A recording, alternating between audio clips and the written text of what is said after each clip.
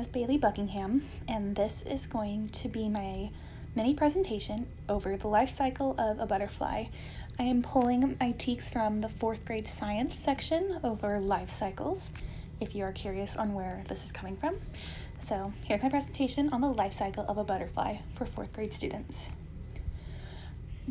I would ask, first off, what do we know about butterflies?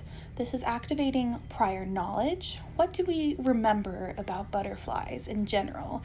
I'd start off by asking, what do butterflies look like? Try to remember, what do butterflies look like? Obviously, I have some examples up here, so I'd have them call them out.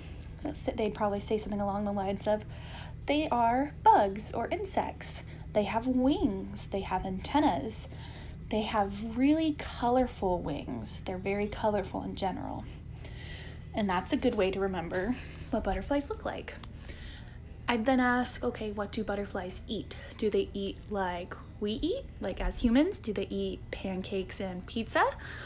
And they'd probably say no. And they'd tell me, no, butterflies eat leaves and they drink from flowers. Which is true, they do that. It's a little bit different from how us humans eat and drink. I'd also ask, okay, do butterflies always have wings? This question is for later on when we begin to talk about the life cycle, how butterflies don't always look like butterflies. So, do they have wings? They'd probably say no, and they'd tell me something about how they are caterpillars first. And that's good because that's prior knowledge going to be used for the life cycle later on in this PowerPoint. I'd also ask, what do butterflies look like when they are born? They'd probably again talk about how they are caterpillars. It's not quite the same, the life cycle is not fully being talked about, but we have the knowledge that they don't always look like butterflies with wings and colorful antennas and everything. This is where we will begin to discuss the difference between humans and butterflies, but also introducing that we have some things in common. I'd want to ask, what do we have in common and what don't we have in common? Some of these are my examples that I would give to them, and then we'd continue to fill it in as a class together. Humans, we have long lives compared to butterflies who have shorter lives. Humans, we walk and run. Butterflies can fly and crawl. Both of us together, I think we both like to eat and we both like being outside. And then I would ask my class to let's continue to fill it in together. And then this is the butterfly's life cycle.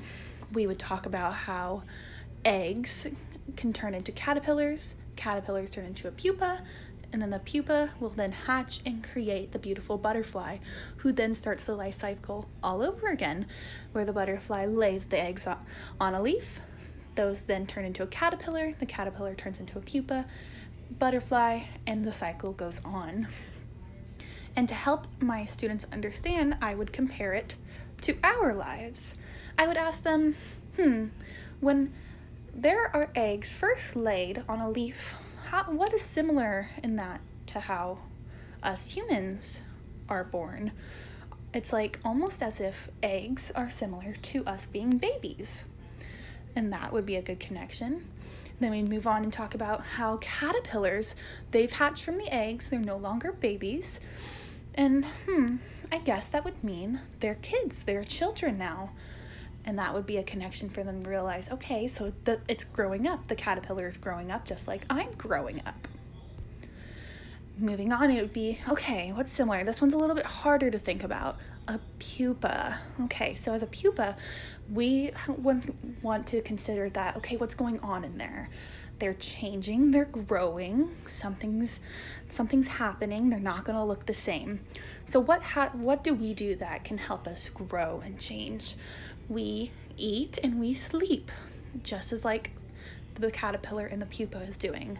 They're changing, and we need these things to change as well and get bigger.